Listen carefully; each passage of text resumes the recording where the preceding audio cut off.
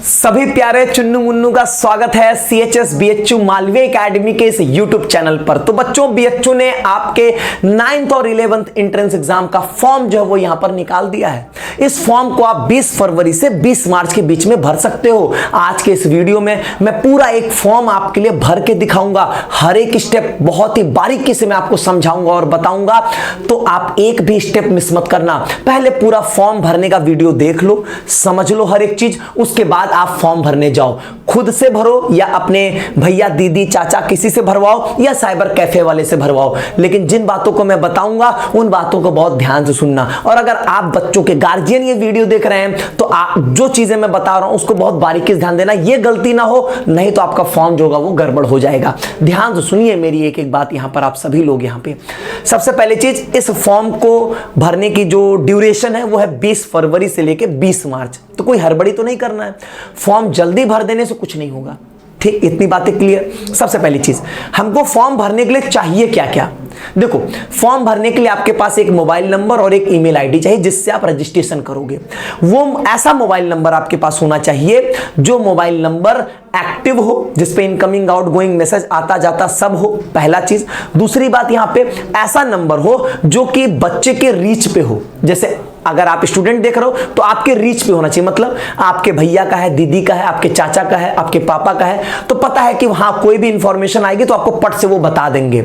Cyber cafe वाले भैया का मोबाइल नंबर ईमेल आईडी मत डाल देना, नहीं तो कोई भी इंफॉर्मेशन होगी वो आप तक नहीं आ पाएगी।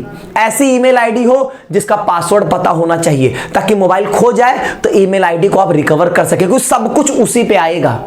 और अगर वो चल गया तो फिर आपके लिए बहुत दिक्कत हो जाएगी, कम्युनिकेशन नहीं हो पाएगा CHS और आपके बीच में। CHS वाले आपको फोन नहीं कर रहे होंगे, इस बात का ध्यान दीजिएगा।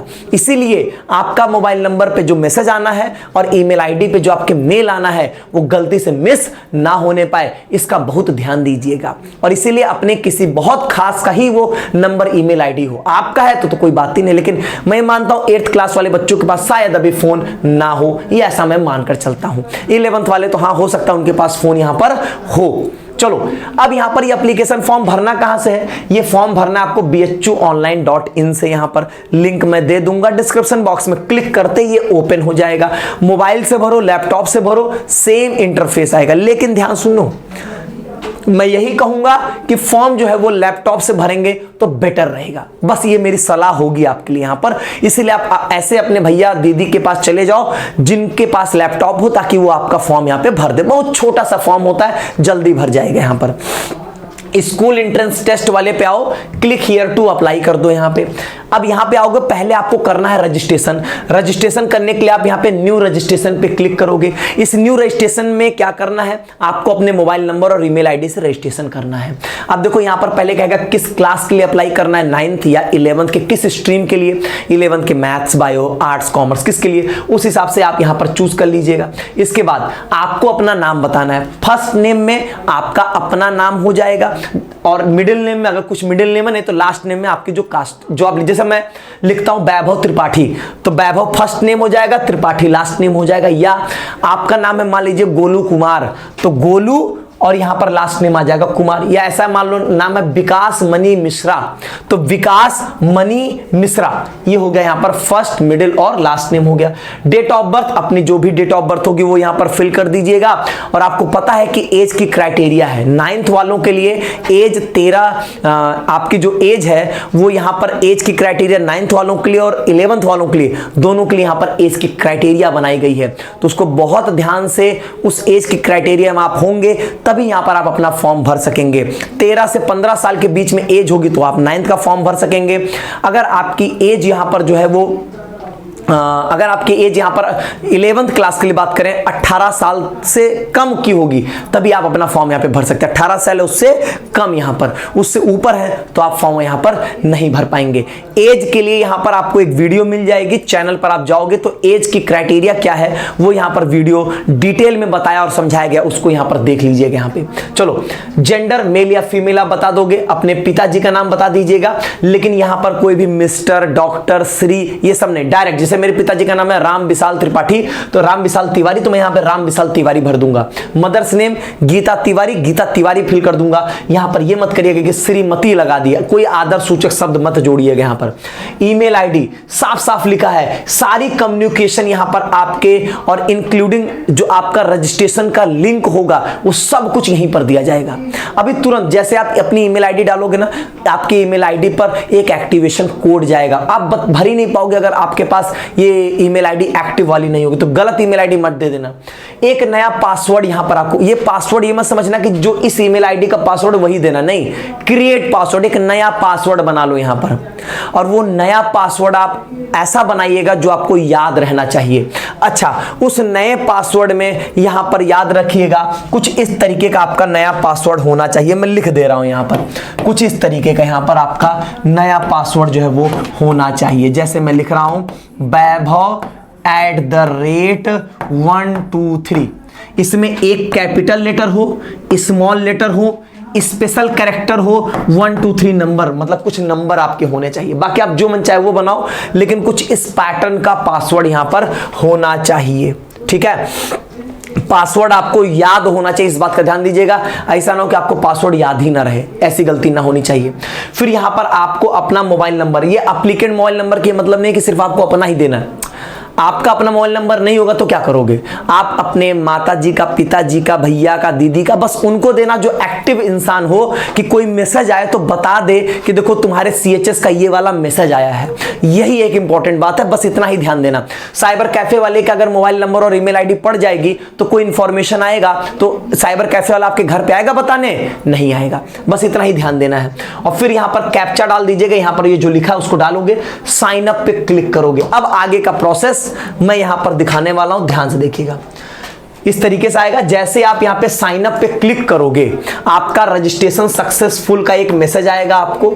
इस रजिस्ट्रेशन सक्सेसफुल मैसेज में देखो हो क्या रहा है। जैसे आपने साइन अप पे क्लिक किया, आपके ईमेल आईडी पर एक मेल आएगा रजिस्ट्रेशन का, जहां पर वो एक एक्टिवेशन कोड दे रहे होंगे। ठीक है, दो ऑप्शन है वहां पर। जो एक्टिवेशन कोड आ रहा है उस एक्टिवेशन कोड को आपने देख लिया। अच्छा, किस तरीके से मेल आएगा, कुछ इस तरीके से आपके सामने यहां पर मेल आ रहा होगा।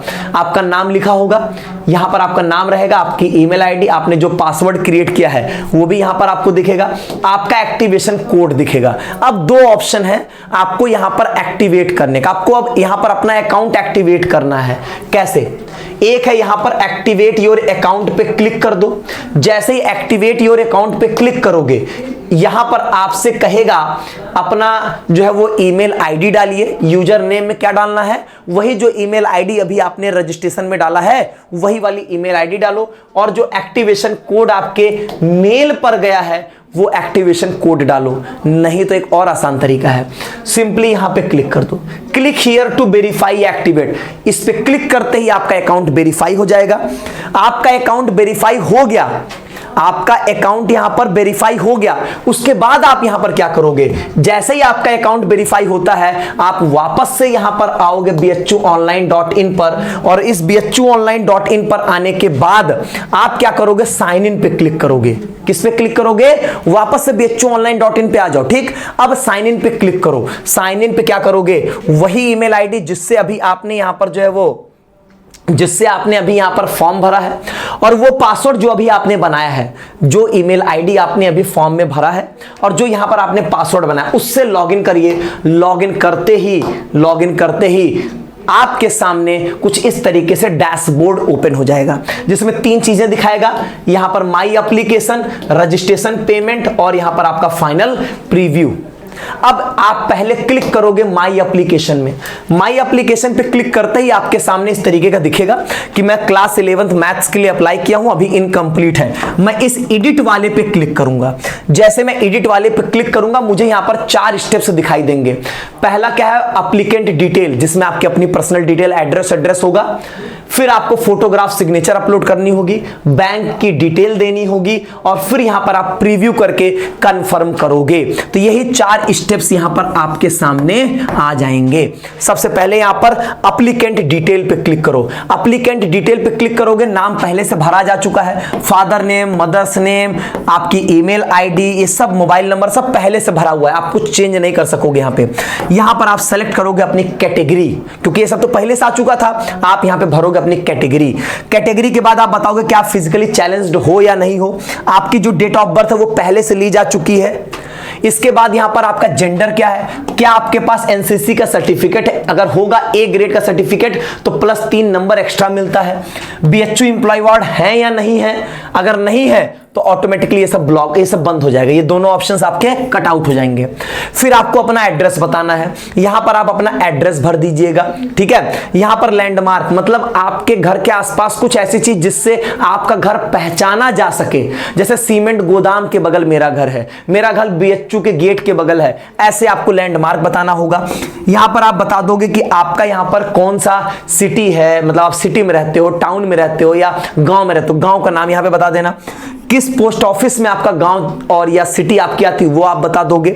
यहां पर आप अपना स्टेट बता दोगे, डिस्ट्रिक्ट कौन से, आप शहर से हो, ये राज्य, इसमें शहर, इसमें पिन कोड डाल दीजिएगा और फिर यहां पर अपने फादर का मोबाइल नंबर यहां पर आपको देना है। लैंडलाइन नंबर जो लिखा वो कंपलसरी नहीं है, नहीं भी भरोगे तो कोई दिक्कत नहीं होगा। अच्छा, 2 प्रकार के एड्रेस होते हैं, एक परमानेंट और एक करस्पॉन्डेंस।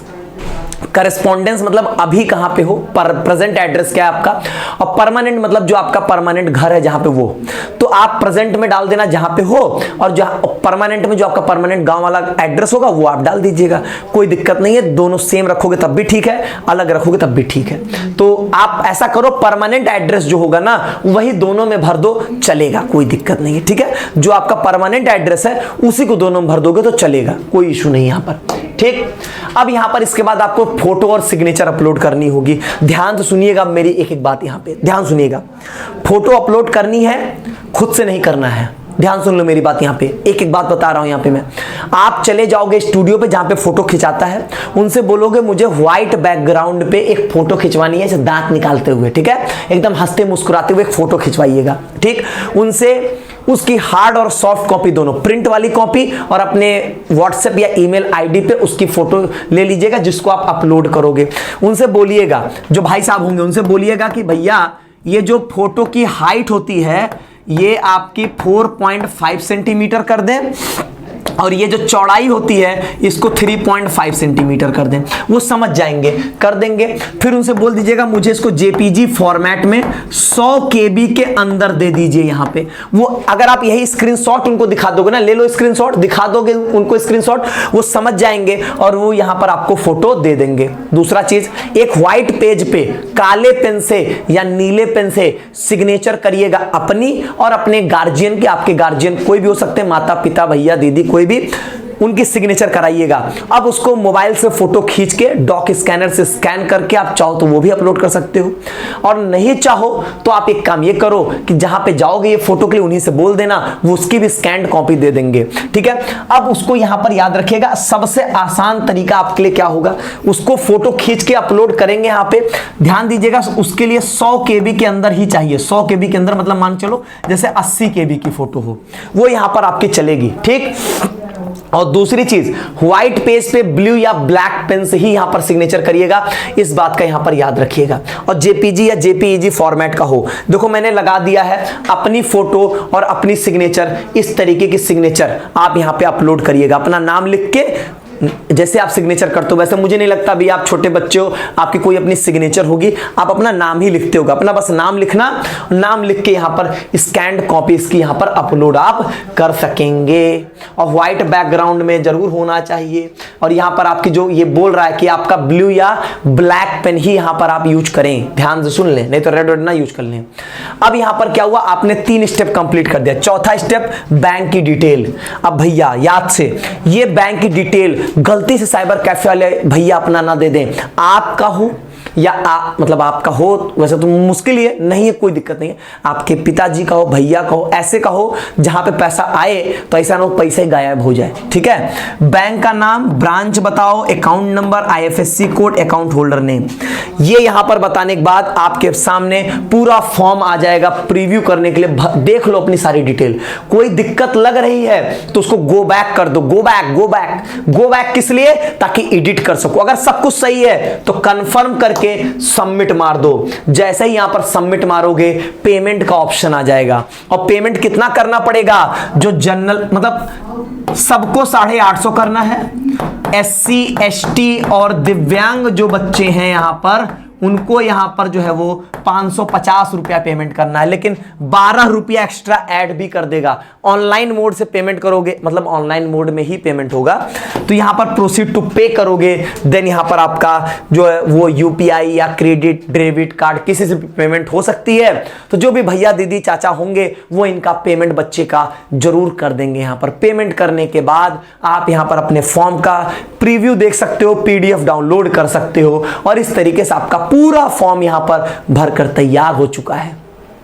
उम्मीद करता हूं ये सारी बातचीत जो है वो आप लोगों को यहां पर समझ में आ गई होगी। ठीक है, लेकिन तब भी अगर फॉर्म में भरने में कोई दिक्कत है तो कमेंट बॉक्स में बताइए, और उसके बाद यहां पर आपके सभी क्वेश्चन का जब आंसर मिल जाए तब यहां पर आप फॉर्म भरने की प्रक्रिया को शुरू करें। बहुत बहुत धन्यवाद।